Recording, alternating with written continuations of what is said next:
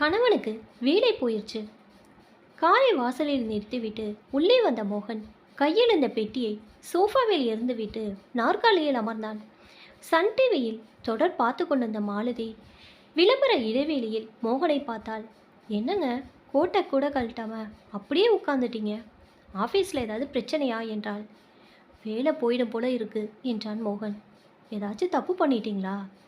சேச்சா, ஏன் கீழே வேலை செஞ்ச 70 பேரையும் ஒரேடியாக தூக்கிட்டாங்க. நீ உருப்பிடுவியா? நாசமாக போவ என்று மங்கள வசனத்துடன் தொலைக்காட்சி தொடர் தொடங்க மாலதி தொலைக்காட்சியில் ஆழ்ந்தாள். மோகனுக்கு பற்றி கொண்டு வந்தது. ஆனால் என்ன சொன்னாலும் இப்போ அவள் காதில் விழாது. அடுத்த விளம்பர இடைவெளியில் மாலதி கேட்டாள், என்ன சொன்னீங்க? உங்கள் கீழே இருந்தவங்க என்ன ஆனாங்க? வேலை போய் வீட்டுக்கு போயிட்டானுங்க. உனக்கு டிவி தொடர் தான் முக்கியமாக இருக்குது. உன்னை சுற்றி என்ன நடக்குதுன்னு தெரியலை. ஆச்சு 2 மாதத்தில் நாமும் ஊருக்கு திரும்பி போயிடலாம். அங்கே நிம்மதியா நீ தொடர் சினிமான்னு மாலதிக்கு இப்பொழுதுதான் உரைத்தது. என்ன சொல்கிறீங்க என்றால். அவுட் சோர்சிங் என்றான் மோகன். அப்படின்னா இங்கே வேலை செய்து முடிக்க அதிக காசாகுதுன்னு அமெரிக்க கம்பெனிக்கு தங்கள் வேலையை இந்திய கம்பெனிக்கு கொடுத்துட்றாங்க. அங்கே செஞ்சால் இதே வேலை குறைஞ்ச செலவில் செய்ய முடியுது. என் கீழே வேலை செஞ்ச வேலையெல்லாம் சென்னைக்கு போயிடுச்சு. இனிமே நான் மட்டும் எதுக்கு இங்கே? யாரை மேனேஜ் செய்கிறது? ஒரு வாரத்தில் என்ன தூக்கிடுவான். போனால் இன்னொரு வேலை தேடிக்க முடியாதா?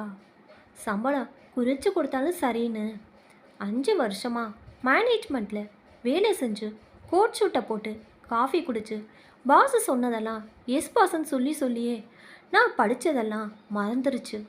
உங்களுக்கு ஏதாவது வேலை கிடைக்குங்க. எவ்வளோ படிச்சிருக்கீங்க? என்ன பேத்துற? இங்கே வேலையே இல்லை.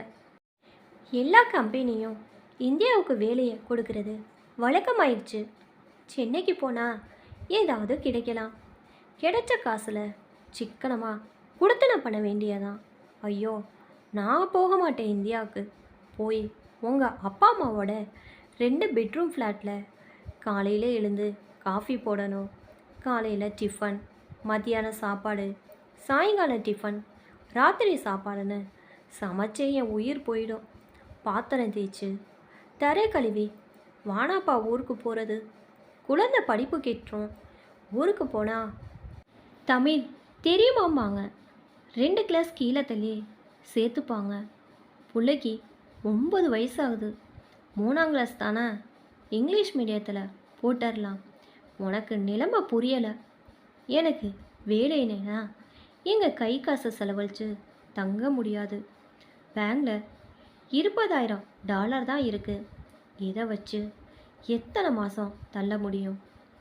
அப்போவே சொன்னேன், சம்பாதிச்சதை சாமர்த்தியமாக பேங்கில் போட்டு வைங்கன்னு. கேட்டிங்களா? அக்கா பொண்ணுக்கு கல்யாணம், தங்கச்சிக்கு பிரசவம், தம்பி காலேஜில் சேர லஞ்சம்னு காசை வாரி இறைச்சிங்க. அவங்களா இப்போ வந்து உங்களை தாங்க போகிறாங்க? அதையே இப்போ கிளற. ஏதோ கேட்டாங்க, அனுப்பியாச்சு. இப்போ இருக்கிறத சேர்த்து ஊருக்கு போகணும். உனக்காவது படிப்பு இருக்கா? பியூசியில் ஃபெயில். படின்னு கல்யாணம் ஆன நாள்லேருந்து 10 வருஷமாக சொல்லிட்டு வரேன். விஷுவல் பேசிக், ஆரக்கல் இப்படி ஏதாவது படிச்சிருந்தா நீயே கொஞ்சம் சம்பாரிச்சிருக்கலாம் இல்லை? நீங்கள் சாப்பாட்டுக்கு காஞ்சு போய் சமைக்க தெரிஞ்ச பொண்ணு போதும்னு என்ன கல்யாணம் பண்ணிக்கிட்டு வந்தீங்க. எனக்கு படிக்க பிடிக்கல. ஏதோ வறுவல், பொரியல், குழம்பு, சோறுன்னு எனக்கு தெரிஞ்சதை ஆக்கி வைக்கிறேன். பிள்ளைய கவனிச்சுக்கிறேன். அவனுக்கு சோறு போடணும். டிவியில் கார்ட்டூன் பார்த்துக்கிட்டு இருக்கிறான். மாடியில் ரகு, அப்பா வந்தாச்சு, சாப்பிடவா? மோகனுக்கு பசி வந்து விட்டது. சரி, தட்டை போடு, முகத்தை கழுவிட்டு வந்துடுறேன். மாலதியின் சமையல் நன்றாக இருந்தது. சாப்பாடு நல்லாவே இருக்கு என்றான். மாலதி மகிழ்ச்சியுடன், படித்து நான் வேலைக்கு போனால் இப்படி உங்களுக்கு வாய்க்கு ருசியாக சமைச்சு போட முடியுமா? ஒன்று செய்யலாமா? நான் ஒரு ஹோட்டல் வச்சிடவா என்றாள். வானா, நம்ம ஊர்க்காரனெல்லாம் ஊரை பார்க்க போகிறான். நாமல் ஹோட்டல் வச்சா யார் வந்து சாப்பிடுவாங்க? சமைக்க தெரிஞ்சா ஹோட்டல் வச்சிட முடியுமா? இட வாடகை, பாத்திரம் பண்டம், வேலை செய்ய ஆள், விளம்பரம் தவிர நம்ம கிட்ட காசு இல்லை பிஸ்னஸ்க்கு. அவள் தனக்கு உதவ முன் வருவது நெகிழ்ச்சி அளித்தது. அவளை அருகில் அணைத்து அவள் தலைமயிரை கோதினான். அவள் அவன் பிடியிலிருந்து விலகினாள். ஏதோ நினைவு வந்தது போல. ஊருக்கு போனா உங்க அம்மா என்னை திட்டுவாங்க. ஏன் முடிய சின்னதாக வெட்டிட்டேன்னு. அடுத்த 2 நாட்களில் அவன் வேலை தேடுவதில் மும்மரமானான். எல்லா இடத்திலும் இதே கதை தான். அவுட் சோர்சிங், ஆள் குறைப்பு, உங்கள் தகுதிக்கேற்ற வேலை எங்களிடம் இல்லாமை குறித்து வருந்துகிறோம். புதன்கிழமை காலை ஆஃபீஸ்க்கு போனவன் 10 மணிக்கு வீட்டுக்கு திரும்பி விட்டான். வேலை போயிடுச்சு மாலு என்றான் சோகமாக. கையில் பென்சில், நிறைந்த கப் காஃபி. எதுக்கு இந்த காஃபி கப்பு?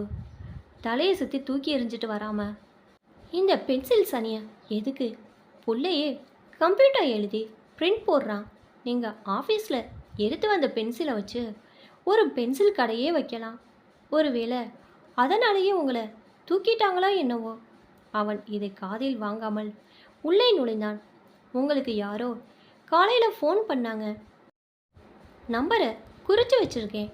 அவன் அதை வாங்கி அந்த எண்ணை தொலைபேசியில் டயல் செய்து பேசினான்.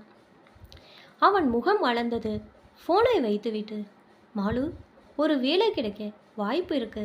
ஆனால் அது கிடைக்க MBA வேணுமாம். நான் முன்ன படித்தேன், ஆனால் முடிக்கலை. 8 யூனிட்டு பாக்கி. அதை முடிக்கிறக்குள்ள வேலை கிடைச்சு இங்கே வந்தாச்சு. இப்போ முடிக்கணும்னா நான் காலேஜுக்கு போய் படிக்கணும். 2-3 மாதம் ஆகும். படிங்களே. அதை தான் செய்ய போகிறேன். வேலைக்கு 3 மாதம் கழிச்சு வரேன்னு சொல்லியிருக்கிறேன். எங்கே போய் படிக்க போகிறீங்க? டென்வர். அங்கே தான் முன்ன படித்தேன். அங்கே போனால் தான் சீக்கிரம் முடிக்கலாம். இங்கே எங்கே போனாலும் முதல்லேருந்து படியுமா. 1 வருஷத்துக்கு மேலே ஆயிரும். சரி, போயிட்டு வாங்க. நான் குழந்தைய பார்த்துட்டு இங்கே இருக்கேன். உனக்கு செலவு பற்றி புரியலை. கையில் காசு கொஞ்சம் தான் இருக்குது. இதில் டென்வரில் ஒரு குடுத்தனம், இங்கே ஒன்றுன்னு வைக்க முடியுமா? இந்த அப்பார்ட்மெண்ட்டை காலி பண்ணிவிட்டு டென்வர் போயிடலாம். திரும்பி வந்து வேறு அப்பார்ட்மெண்ட்டை எடுத்துக்கலாம். மேனேஜர்கிட்ட சொல்லிட்டு வரேன். அவன் எழுந்து போனான். மாலதிக்கு இதில் இஷ்டமில்லை. டென்வரில் 2-3 மாதத்துக்கு சன் டிவி கிடைக்குமா? டிவி தொடரில் ஜானகிக்கு கல்யாணம் ஆகிற நேரம் யாரை பண்ணிக்குவா? கோபுவையா, ரமேஷையா?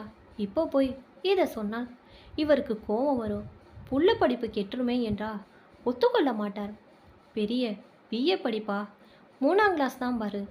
மோகன் திரும்பி வந்து, மாலு, இந்த அப்பார்ட்மெண்ட்டை காலி பண்ண முடியாது. நமக்கு லீஸு டிசம்பரில் தான் முடியுதாம். அதுக்குள்ளே காலி பண்ணா 4 மாதம் வாடகை நட்டமாகுமா? நீ புள்ளையோடு இங்கேயே இரு. நான் மட்டும் டென்வர் போய் என் சிநேகிதனோட தங்க முடியுமான்னு பார்க்குறேன். ஆனால் ஒரு விஷயம், காசில் கெட்டியாக இருக்கணும். ஒரு காசு வீணாகமாக இருக்கணும். பக்கத்து அப்பார்ட்மெண்ட்டில் நர்ஸ் சுமத்தி இருக்காங்க. ஏதாவது வேணும்னா அவங்கள உதவ சொல்லு. மாலு, ஷேலு, ஷாப்பிங் காசை விட்டுறாத. மோகனுடைய நண்பன் டென்வரில் பெரிய வீட்டில் இருந்தான். அவன் மனைவி பிரசவத்துக்கு இந்தியாவுக்கு போயிருந்தாள். மோகனுக்கு தங்க இடை கிடைத்து டென்வர் யூனிவர்சிட்டியில் விட்ட MBA படிப்பை தொடர்ந்தான். வாரம் ஒரு முறை தொலைபேசியில் மாலதியை அழைத்து விசாரிப்பான். எப்படி இருக்க? பிரச்சனை இல்லையே. என் படிப்பு நல்லா போய்கிட்டு இருக்கு. நானும் ரகுவும் முடிஞ்ச வரையில் ஏதோ பண்ணி திங்கிறோம். புள்ள ஸ்கூலுக்கு போகிறானா? அவ்வளோதானா? இதுக்கு மேல் பேச்சு இருக்காது. 2 மாதம் ஓடியது. மோகன் வீடு திரும்பினான். மாலதி, ஒரு நல்ல நியூஸ், ஒரு கெட்ட நியூஸ் என்றபடி உள்ளே நுழைந்தான். என்ன நல்ல நியூஸ்? நான் வகுப்புலையே முதல்ல தேடிட்டேன். MBA வேலா, வாழ்த்துக்கள். என்ன கெட்ட நியூஸ்? எனக்கு MBA இருந்தா வேலை தரேன்னு சொன்ன கம்பெனியை நேற்றுக்கு நஷ்டத்தில் மூடிட்டாங்க. இப்போ என்ன செய்ய போகிறீங்க? என்ன செய்கிறது? மூட்டையை தூக்கிக்கிட்டு ஊருக்கு போகலாம். கிடைக்கிற வேலையை வச்சுக்கிட்டு இங்கேயே இருந்துட்டா எத்தனை தடவை சொல்கிறது? மாதம் குறைஞ்சபட்சம் $4000 வேணுமா? வீட்டு வாடகை, சாப்பாடு, கார் பேமெண்ட், பெட்ரோல், இன்சூரன்ஸ், இது எத்தனை மாதம் காணும் என்று கேட்டவாறு ஒரு பேங்க் பாஸ் புத்தகத்தை மேஜையிலிருந்து எடுத்து அவனிடம் காட்டினாள். பச்சை அட்டையில் மாலதி மோகன் என்ற பெயரில் $2,00,000 மேல் இருந்தது. அவனுக்கு வியப்பை அளித்தது. என்ன மாலதி, லாட்டரியில் அடிச்சியா? இல்லை, பின்ன இதை எப்படி சம்பாதிச்ச? Out sourcing. என்ன சொல்கிற நீ? பேசாமல் அவன் கையில் ஒரு நோட்டீஸை கொடுத்தாள். அதில் மேலே Malathi school of cultural study என்ற தலைப்பில் கீழ்கண்ட வாசகங்கள் இருந்தன. அமெரிக்காவில் வாழும் தமிழர்களே, உங்கள் குழந்தைகளின் இசை பரதநாட்டிய பயிற்சிக்கு மாதம் ஏகப்பட்ட பணம் செலவழிக்கிறீங்களா?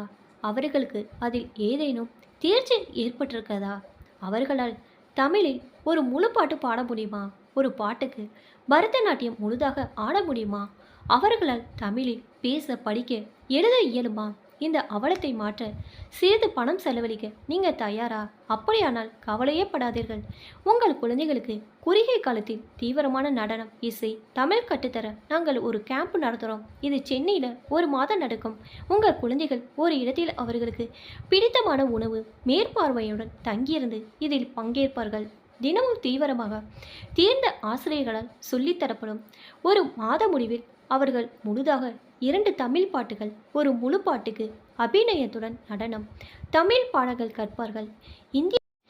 இந்தியா போகாமல் அவர்கள் இங்கேயே இருந்தால் தங்கள் ஓய்வில் தொலைக்காட்சி நிகழ்ச்சிகள் பார்த்து கெட்டு போவார்கள். ஒரு குழந்தைக்கு $2,000. சில இடங்களே இருப்பதால் உங்கள் இடத்தை பதிவு செய்த முந்துங்கள். நீங்கள் அணுக வேண்டியது மாலதி மோகன், 38, லிங்கன் தெரு, அபார்ட்மெண்ட் 15. இதை நீயா எழுதுன? ஐடியா என்னது? பக்கத்து அப்பார்ட்மெண்ட் சுமதி அக்கா கம்ப்யூட்டர் அடித்து கொடுத்தாங்க. ரகுதான் பிரிண்ட் போட்டு கொடுத்தான். தமிழ் சங்கத்தில், தென்றலில், இந்தியா அப்ராடில் விளம்பரம் கொடுத்தேன். எத்தனை பேர் சேர்ந்தாங்க?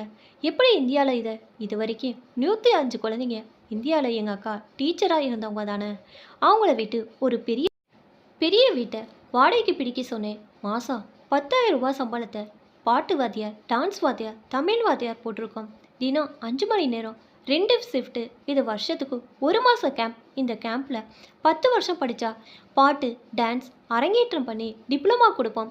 இங்கே மாதம் பாட்டு, டான்ஸ் வாத்தியாருக்கு கப்பம் கட்ட வேண்டிய தேவையில்லை. வருஷத்துக்கு 1 மாதம் கேம்ப் போதும். அப்படியா? ஹைஸ்கூல் படிக்கிற பெரிய பெண்களுக்கு இன்னொரு கேம்ப் ஏற்பாடு பண்ணிகிட்டு இருக்கு. அவங்களுக்கு காஃபி, டீ போட, பாஸ்டா, பீஸா, வீட்டு வேலைன்னு சொல்லித்தர கேம்ப். அது ஒரு ஆளுக்கு $3,000 ஒரு மாதத்துக்கு. இதுவரை 80 இடம் புக் ஆயிருக்கு. மனைவிக்கு மட்டும் வேலை இருக்க. அவுட் சோர்சிங்கில் வேலை போயிட்ட ஆண் பிள்ளைங்களுக்கு தனியாக ஒரு கேம்ப் தொடங்க போகிறோம். இதுக்கு பெரிய டிமாண்ட் இருக்கும் போல் இருக்குங்க. என்ன சொல்லி தர போகிறீங்க? ரீட் ஒளிம்பாங்களே, அதுபோல் புதுசாக டெக்னிக்கலாக ஜாவா, வெப்சைட் டிசைனு ஏதாவது ஆண்களுக்கு கற்றுக் கொடுக்க போறியா? அதெல்லாம் இல்லை.